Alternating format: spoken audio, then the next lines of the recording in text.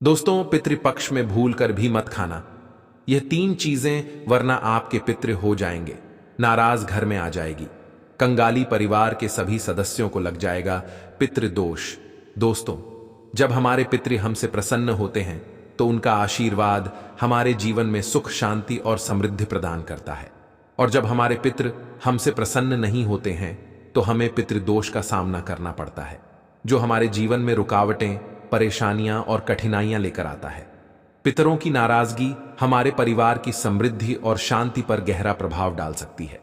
दोस्तों, पितृपक्ष के दौरान कुछ ऐसी गलतियां होती हैं जिन्हें हमें बिल्कुल भी नहीं करनी चाहिए, क्योंकि यह पितरों की नाराजगी का कारण बन सकती है। सही तरीके से श्राद्ध और तर्पण करना ही पितरों की प्रसन्नता और उनके आशीर्वाद का मार्ग है। और साथ ही साथ हम आपको यह भी बताएंगे कि पितृपक्ष के दौरान किन किन चीजों का सेवन नहीं करना चाहिए, ताकि हमारे पितृ हमसे नाराज ना हो और उनका आशीर्वाद हमें मिलता रहे।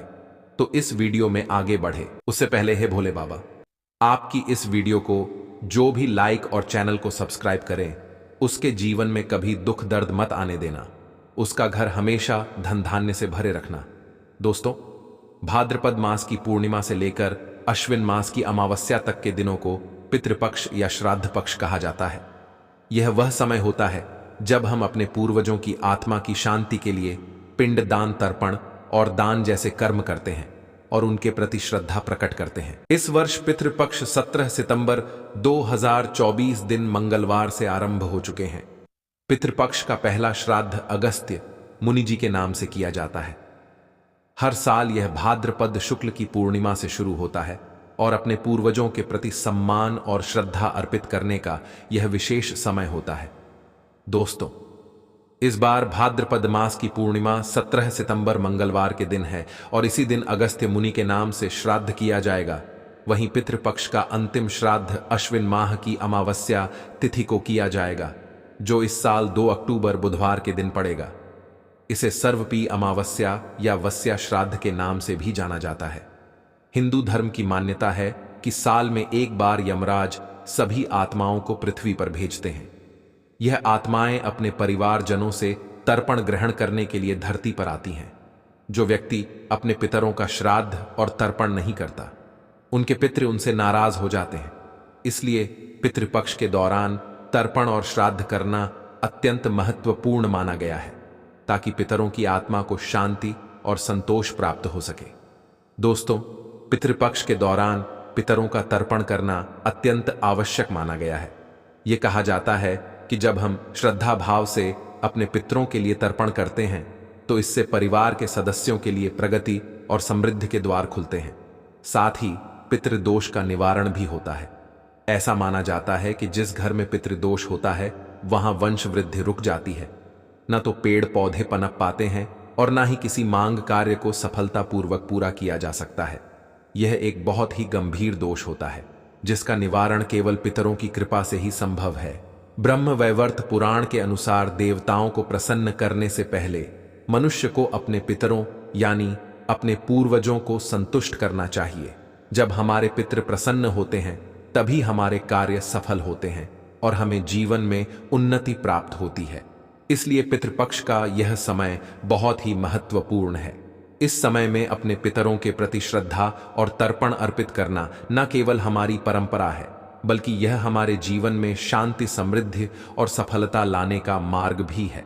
दोस्तों, मान्यता के अनुसार अगर किसी मृत व्यक्ति का विधिपूर्वक श्राद्ध और तर्पण नहीं किया जाता तो उसकी आत्मा को इस लोक से मुक्ति नहीं मिलती और वह आत्मा के रूप में इस धरती पर भटकती रहती है।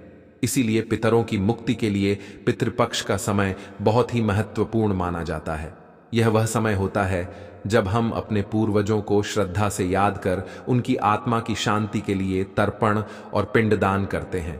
पितृपक्ष के दौरान हर दिन तर्पण करना चाहिए। तर्पण के लिए आप जल में दूध, चावल और गंगा जल मिलाकर इस्तेमाल कर सकते हैं।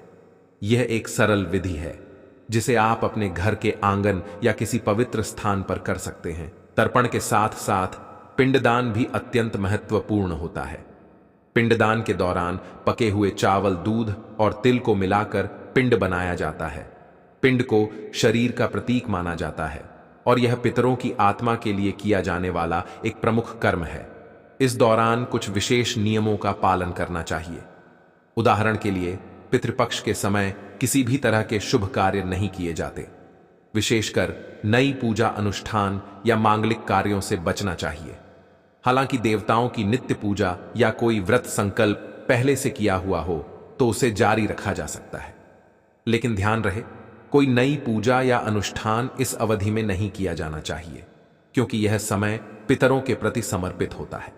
पितृपक्ष के दौरान पान खाना, तेल लगाना और रंगीन फूलों का साबुन, शैम्पू या इत्र का उपयोग वर्जित है।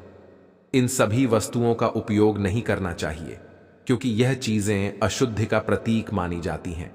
यह समय शरीर और मन को शुद्ध और संयमित रखने का होता है, ताकि पितरों की आत्मा को शांति मिल सके। इसके साथ ही इस दौरान कुछ खाद्य पदार्थों का सेवन भी वर्जित माना गया है, जैसे चना मसूर, बैंगन, हींग, शलजम, मांसाहार, लहसुन, प्याज और काला नमक का प्रयोग नहीं करना चाहिए। पितृपक्ष के दौरान सात्विक भोजन का सेवन करना चाहिए, जिससे मन और वातावरण दोनों ही पवित्र बने रहे। इस समय घर में ऐसा भोजन बनाना चाहिए जो पवित्र और पौष्टिक हो, क्योंकि यह वातावरण को शुद्ध बनाए रखता है और श्राद्ध के लिए आदर्श माना जाता है। हिंदू धर्म में यह माना जाता है कि जब हम पितरों का श्राद्ध और तर्पण करते हैं तो हमारे पितृ प्रसन्न होकर हमें आशीर्वाद देते हैं। श्राद्ध और तर्पण के माध्यम से हम अपने पितरों की आत्मा की शांति और संतोष के लिए प्रार्थना करते। यह कर्म न केवल पितरों की आत्मा को मुक्ति दिलाता है, बल्कि हमारे परिवार के सदस्यों के लिए सुख, समृद्धि और उन्नति के मार्ग भी खोलता है।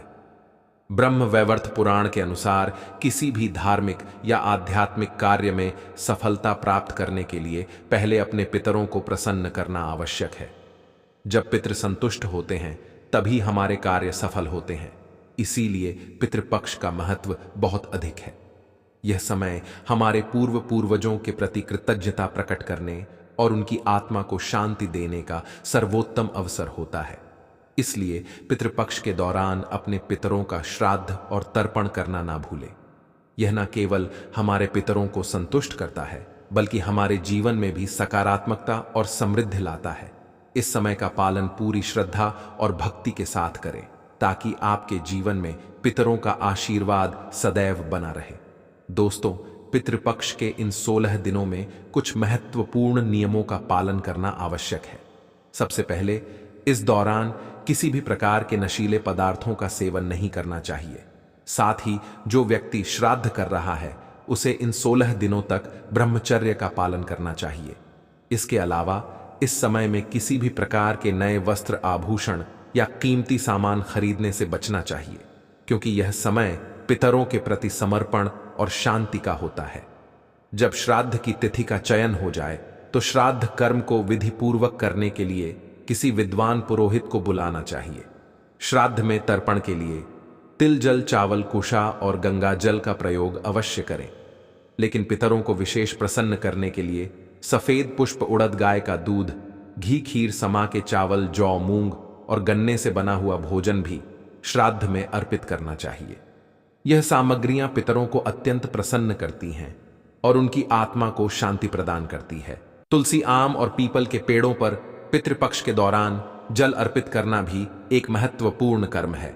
ऐसा करने से पितरों का आशीर्वाद प्राप्त होता है और परिवार में सुख शांति बनी रहती है। जब आप अपने पितरों का श्राद्ध कर रहे हो तो सूर्य नारायण को जल अर्पित करें और गायत्री मंत्र तथा पितृ स्तोत्र का पाठ दक्षिण मुखी होकर करें। यह प्राचीन विधि पितरों की आत्मा को शांति देती है और श्राद्ध को सफल बनाती है। पितृपक्ष का यह समय हमारे पितरों के प्रति सम्मान और कृतज्ञता व्यक्त करने का अवसर होता है। इन 16 दिनों में किए गए तर्पण, पिंड दान और श्राद्ध कर्म से पितृ संतुष्ट होते हैं और उनका आशीर्वाद हमें जीवन में उन्नति और सुख समृद्धि का मार्ग प्रदान करता है। इसलिए पितृपक्ष के इन दिनों में नियमों का पालन करें और अपने पितरों का श्राद्ध पूरी श्रद्धा और समर्पण के साथ करें। पी की प्रसन्नता और आशीर्वाद से आपके जीवन में हमेशा शांति, समृद्धि और सफलता बनी रहेगी। दोस्तों, पितृपक्ष हिंदू धर्म में अत्यधिक महत्वपूर्ण समय होता है, क्योंकि यह वह समय है जब हम अपने पितरों यानी पूर्वजों को श्रद्धांजलि अर्पित करते हैं और उनकी आत्मा की शांति के लिए तर्पण और पिंड दान करते हैं। पितृपक्ष के दौरान कुछ विशेष नियमों का पालन करना अत्यंत आवश्यक होता है ताकि श्राद्ध का पूरा लाभ प्राप्त हो सके। सबसे पहले पितृपक्ष के इन 16 दिनों में किसी भी प्रकार के नशीले पदार्थों का सेवन वर्जित माना गया है। साथ ही जो व्यक्ति श्राद्ध कर रहा हो उसे इस अवधि में ब्रह्मचर्य का पालन करना चाहिए। इस दौरान नए वस्त्र, आभूषण या कोई कीमती सामान खरीदने से भी बचना चाहिए, क्योंकि यह समय पितरों के प्रति समर्पण और साधना का होता है। पितृपक्ष के दौरान कव्वे, गाय और कुत्ते को भोजन देना अत्यंत आवश्यक माना गया है, क्योंकि इनके बिना श्राद्ध अधूरा माना जाता है। हिंदू धर्म में यह मान्यता है कि कौवा पितरों का प्रतीक होता है और उसे भोजन अर्पित करने से पितरों की आत्मा तृप्त होती है। इसके साथ ही चींटियों को आटा, चावल और अन्य अनाज भी डालना चाहिए। ऐसा करने से हमारे पितरों का आशीर्वाद मिलता है और हमारे जीवन में सुख समृद्धि आती है। श्राद्ध के दौरान घर में सात्विक भोजन बनाना चाहिए और तौर पर उस भोजन का ध्यान रखना चाहिए जो आपके पितरों को प्रिय था। इस समय लहसुन और प्याज का उपयोग नहीं करना चाहिए, क्योंकि इसे अशुद्ध माना जाता है। मान्यता है कि जब हम पितरों का स्मरण करते हैं और उनके लिए भोजन बनाते हैं तो वे घर आते हैं और भोजन ग्रहण कर तृप्त होते हैं।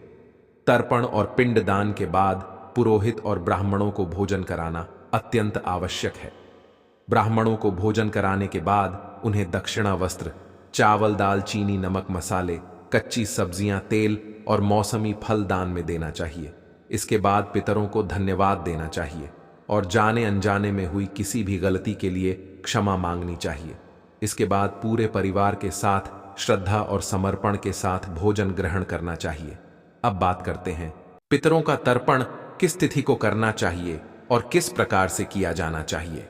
श्राद्ध करने का प्रमुख नियम यह है कि दिवंगत परिजनों की मृत्यु की तिथि के अनुसार ही उनका श्राद्ध किया जाता है। यदि आपके किसी परिजन की मृत्यु प्रतिपदा तिथि को हुई है तो उनका श्राद्ध प्रतिपदा तिथि को ही करना चाहिए। जिन परिजनों की आकस्मिक मृत्यु या दुर्घटना में मृत्यु हुई हो उनका तर्पण और श्राद्ध चतुर्दशी तिथि को किया जाता है। यदि किसी पितृ की मृत्यु तिथि ज्ञात नहीं हो तो उनका श्राद्ध सर्व पी अमावस्या के दिन करना उचित माना गया है। सुहागन महिलाओं का श्राद्ध नव तिथि को किया जाता है, जबकि सन्यासियों का श्राद्ध द्वादशी तिथि को करना चाहिए। अब मैं आपको 2024 के पितृपक्ष की तिथियों के अनुसार श्राद्ध के सही समय की जानकारी देता हूं। देखिए, पितृपक्ष की शुरुआत 17 सितंबर 2024 मंगलवार को होगी। इस दिन भाद्रपद पूर्णिमा है तथा चतुर्दशी तिथि का श्राद्ध 30 सितंबर 2024 सोमवार को किया जाएगा। सर्वपितृ अमावस्या 2 अक्टूबर 2024 बुधवार को पड़ेगी। नवमी तिथि का श्राद्ध 27 सितंबर 2024 शुक्रवार को होगा। द्वादशी तिथि का श्राद्ध 29 सितंबर 2024 रविवार को किया जाएगा। दोस्तों, यह तिथियां 2024 के पंचांग के अनुसार है, ताकि आप अपने पितरों का श्राद्ध और तर्पण सही समय पर कर सकें। यह अत्यंत महत्वपूर्ण समय होता है जब हम अपने पूर्वजों के प्रति कृतज्ञता व्यक्त करते हैं और उनकी आत्मा की शांति के लिए तर्पण और पिंड दान करते हैं। इस दौरान आपको ध्यान रखना चाहिए कि घर का वातावरण शुद्ध और शांतिपूर्ण हो। श्राद्ध के दौरान किसी भी प्रकार की अशुद्ध से बचना चाहिए और हर काम श्रद्धा और समर्पण के साथ करना चाहिए। दोस्तों, पितृपक्ष का यह समय हमें यह याद दिलाता है कि हमारे पूर्वज हमारे जीवन का आधार है और उनके आशीर्वाद से ही हम जीवन में उन्नति करते हैं। इसलिए हमें अपने पितरों के प्रति श्रद्धा भाव से तर्पण और श्राद्ध करना चाहिए, ताकि उनकी आत्मा को शांति और संतोष प्राप्त हो। दोस्तों, पितृपक्ष का यह समय हिंदू धर्म में अत्यंत महत्वपूर्ण माना जाता है। यह वह समय होता है जब हम अपने पितरों को याद करते हैं और उनकी आत्मा की शांति के लिए तर्पण, पिंड दान और श्राद्ध जैसे कर्म करते हैं। इस समय को शुद्ध और सात्विक भोजन के माध्यम से पितरों को प्रसन्न करने के लिए समर्पित किया जाता है। आइए जानते हैं कि पितृपक्ष के दौरान कौन कौन सी चीजें खानी चाहिए और किन चीजों से बचना चाहिए, ताकि हमारे पितृ प्रसन्न हो और उनका आशीर्वाद हमें प्राप्त हो सके। सात्विक भोजन का महत्व पितृपक्ष में विशेष होता है।